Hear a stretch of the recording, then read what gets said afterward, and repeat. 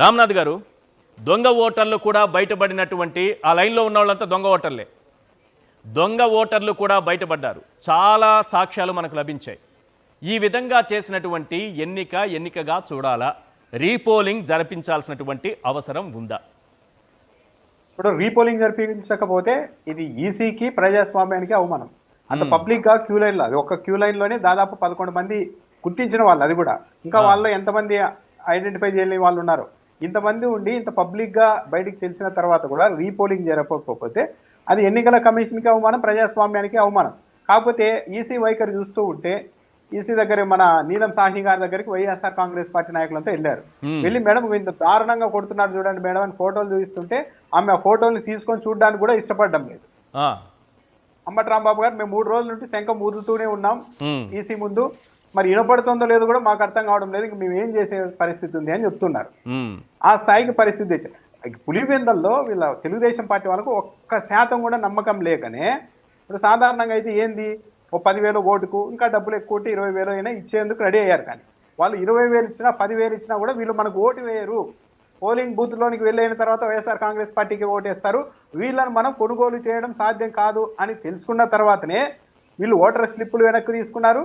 ఏకంగా జమ్మలమడుగు, కమలాపురం ప్రాంతం నుండి ఇట్లా వేల మందిని అక్కడికి డంపు చేసి పెట్టేశారు. ఎంత దారుణంగా! ఉదయము 8 గంటల సమయంలో ఒక పక్క జిల్లా నుంచి ఒక తెలుగుదేశం పార్టీ నాయకుడు ఈ పులివెందుల ఎన్నికల్లో తెలుగుదేశం పార్టీ తరఫున ప్రచారం చేయడానికి కూడా ఆయన వెళ్ళారు. ఈ ప్రచారం ముగిసిన తర్వాత లోకల్లో ఉండకూడదు కాబట్టి ఆ సమీపంలోనే ఉన్న మరో మండలంలోనే ఒక గెస్ట్ హౌస్ లో ఉన్న ఆయన అవినాష్ రెడ్డి గారిని అరెస్టు చేయడము, మొత్తం జమ్మలమడుగు ప్రాంతం నుంచి వేల మంది ఆ పులివెందుల మండలంలోనికి వెళ్ళిపోయారు. ఇవన్నీ తెలుసుకున్న తర్వాత అక్కడున్న తెలుగుదేశం పార్టీ నాయకుడు, మీరు రండి మాతో పాటు వెళ్దాము, పులివెందుల్లో చూద్దాము, కావాలంటే మీరు బయటికి దిగద్దండి, కారులోనే ఉండండి అని చెప్తే, ఇవన్నీ చూసిన తర్వాత ఆ సీనియర్ నాయకుడు, నో, ఈ ఘోరంలో అయితే నేను చూడలేను, ఇది చాలా దారుణం, దీని పర్యవసానాలు మామూలుగా ఉండవు, మీరు తెలిసి తెలియక రాజకీయాలు చేస్తూ ఉన్నారు, ఇది ఒకరోజు మన పార్టీని వెంటాడుతుంది, దీనికి భారీ మూల్యం చెల్లించుకోవాల్సి ఉంటుంది, నేనైతే రాను, ఇక మీరు అన్ని అద్దులన్నీ దాటేశారని చెప్పి ఆయన తన సొంత జిల్లాకి వెళ్ళిపోయారు. అది పరిస్థితి. తొలి నుంచి కూడా రాయలసీమ మీద చంద్రబాబు నాయుడు గారికి కన్సర్న్ లేదు. దశాబ్దాల పాటు ఇది Rayalaseema culture, Pulivendula culture, Kadapa culture అంటూ రాజకీయాలు చేస్తూ వచ్చారు. కానీ దాదాపు 2 దశాబ్దాలుగా అక్కడ ఆ ప్రచారం చేయడానికి కూడా అవకాశం ఏర్పడడం లేదు. ప్రచారం చేస్తున్నా కూడా ఎవరు నమ్మడం లేదు. ఇప్పుడు హార్టికల్చర్లో, పంటల దిగుబడిలో పులివెందుల ప్రాంతం టాప్లో ఉంది. చంద్రబాబు నాయుడు గారే చెప్తుంటారు, పులివెందుల ప్రాంతం టాప్కి వెళ్ళిపోయింది, రాయలసీమ టాప్కి వెళ్ళింది హార్టికల్చర్లో, అది ఇదని. అలాంటి అవకాశం లేదని చెప్పి ఈరోజు మళ్ళీ ఇలాంటి ఒక వాతావరణాన్ని రాయలసీమలో సృష్టిస్తూ ఉన్నారు. సో రాయలసీమ ప్రజలు మొత్తం ఆలోచించుకోవాలి, వీళ్ళు ఎందుకు ఈ సమయంలో ఇలాంటి డైరెక్షన్ చేస్తూ ఉన్నారని. ఇంకా ఎంత దారుణంగా, ఎంత కోపము, ఎంత ఆక్రోశంతో ఉన్నారంటే, రిగ్గింగ్ చేసి కొన్ని బూతుల్లో తెలుగుదేశం పార్టీకి విపరీతంగా ఓట్లు వేసుకొని నెక్స్ట్ కనీసం అంతో ఇంత ఓటు వేయాలి కదా, డౌట్ రాకుండా వైఎస్ఆర్ కాంగ్రెస్ పార్టీకి, మళ్ళీ వైఎస్ఆర్ కాంగ్రెస్ పార్టీకి కూడా వేయకుండా కాంగ్రెస్ పార్టీకి రిగ్గింగ్ చేశారంట. ఏది తెలుగుదేశం పార్టీ వాళ్ళు రిజల్ట్ బయటకు కౌంటింగ్ జరిగితే బయటకు వస్తారు. అంటే ఆ స్థాయిలో ఉన్నారు. ప్రజలు ఏమనుకుంటారు, పబ్లిక్ ఏమనుకుంటారు అన్నది కూడా లేదు. ఇప్పుడు ఏదో ఒక 1000 ఓట్ల మెజార్టీతో తెలుగుదేశం పార్టీ గెలుస్తుంది అనేది ఉంటే సరే అని నమ్ముతారు. అట్లా కాకుండా 7,000, 8,000 మార్జిన్ పెట్టుకొని మనం రిగ్గింగ్ చేయాలనే పరిస్థితికి వెళ్ళారంటే ప్రజలు ఇంకెవ్వరు కూడా మనం భయపడాల్సిన అవసరం లేదు అన్న పరిస్థితికి అయితే వచ్చినట్టున్నారు. దీని మీద ఈసీ స్పందించాలి. వైఎస్ఆర్ కాంగ్రెస్ పార్టీ హైకోర్టుకు వెంటనే వెళ్ళాలి.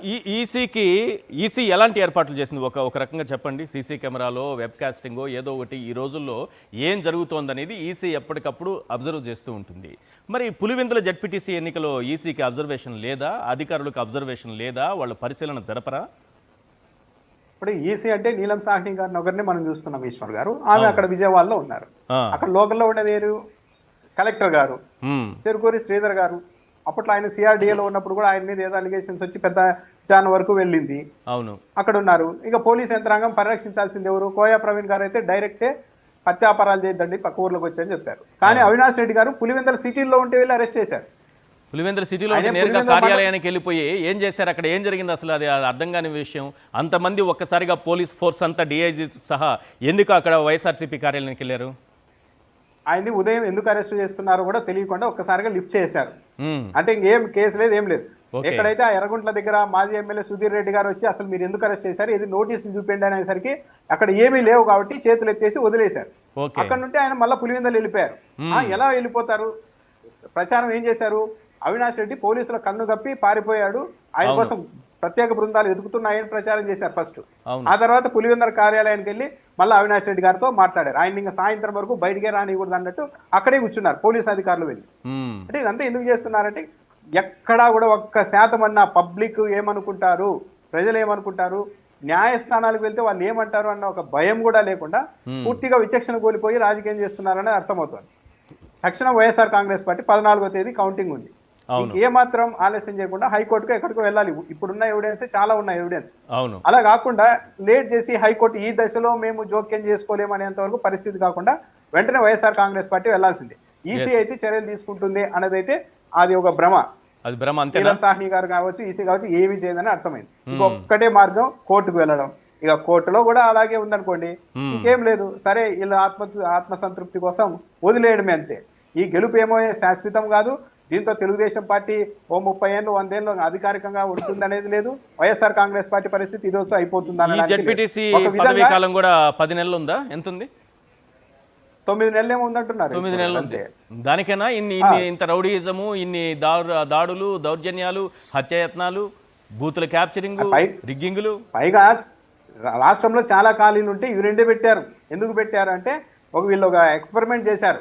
చూసారా, జగన్మోహన్ రెడ్డి గారి సొంత మండలంలోనే మేము ఇలా చేయగలిగాము అని మొత్తం వైఎస్ఆర్ కాంగ్రెస్ పార్టీ వాళ్ళని రాష్ట్ర వ్యాప్తంగా ఒక భయపెట్టి ఇంకా మిగిలిన చోట బై ఎలక్షన్ అలాంటివి ఎవరు కూడా ప్రతిఘటించడానికి కూడా వీల్లేని పరిస్థితి తీసుకొని వచ్చారు. ఇది చాలా దురదృష్టకరం. పోలీస్ వ్యవస్థకు మాయన మచ్చ. కనీస స్థాయిలో 144 సెక్షన్ పెట్టి 1000 మంది పక్క ఊర్ల నుండి వస్తే వాళ్ళ కాపలా పెట్టడం. వాళ్ళ కాపలా ఉన్నారు. 144 సెక్షన్ నిజంగా అప్లై చేసింటే వాళ్ళని బయటికి పంపించాలి కదా. ఎక్కడ ఇంకా దీంట్లో ఏం డిబేటే లేదు. వాళ్ళు 100% బహిరంగంగానే విచ్చలవిడిగానే ఈ రోజు వ్యవహారం అంతా నడిపారన్నది చాలా క్లియర్ గానే అర్థమవుతుంది.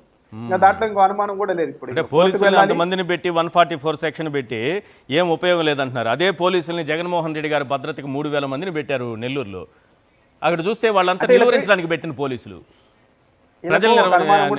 ఈశ్వర్ గారు ఒక అనుమానం కూడా వచ్చి ఉండొచ్చు. ఏంటంటే అక్కడ పోలీసుల్ని 144 సెక్షన్ పెట్టింది ఎందుకు పెట్టారు అంటే ఒక పోలీసులు లేకుండా జమ్మలమడుగు నుండి 2000 మంది కాదు, ఇంకో ప్రాంతం నుండి 10,000 మంది వచ్చినా కూడా అక్కడ వాళ్ళు ప్రతిఘటిస్తారు, వాళ్ళకి తట్టుకోలేరు. అందుకని ఈ పోలీసులు అక్కడంతా ఎవరికి రక్షణగా ఉన్నారంటే ఈ జమ్మలమడుగు ఇక్కడ నుండి దిగుమతి అయిన వ్యక్తులకు రక్షణగా ఉన్నారు. వాళ్ళకు బూతులు అప్పగించేసి బూతులు చుట్టూ ఇంకెవరు అక్కడికి వెళ్లకుండా పోలీసులు రక్షణ పెట్టుకున్నారు. దారుణంగా చేసిన తర్వాత పోలీస్ శాఖ ఆలోచించుకోవాలి. మరి ఇది వరకు ఒక పోలీస్ అధికారి ఎవరైనా కానీ నా బిహేవియర్, నేను చేసే తప్పు మొత్తం డిపార్ట్మెంట్ కి ఆపాదిస్తారు, డిపార్ట్మెంట్ కే చెడ్డ పేరు వస్తుందని ఆలోచించే స్థాయిలో ఇది వరకు ఉండేవాళ్ళు పోలీసులు. కానీ ఈ రోజు మన రాజకీయ అభిరుచుల తగ్గట్టు మనం ఇలా చేస్తే మొత్తం పోలీస్ డిపార్ట్మెంట్ కే చెడ్డ పేరు వస్తుంది కదా అని ఆలోచించే స్థితిలో కూడా కొందరు పోలీస్ అధికారులు లేకపోవడం అనేది నిజంగా పోలీస్ శాఖ దురదృష్టం.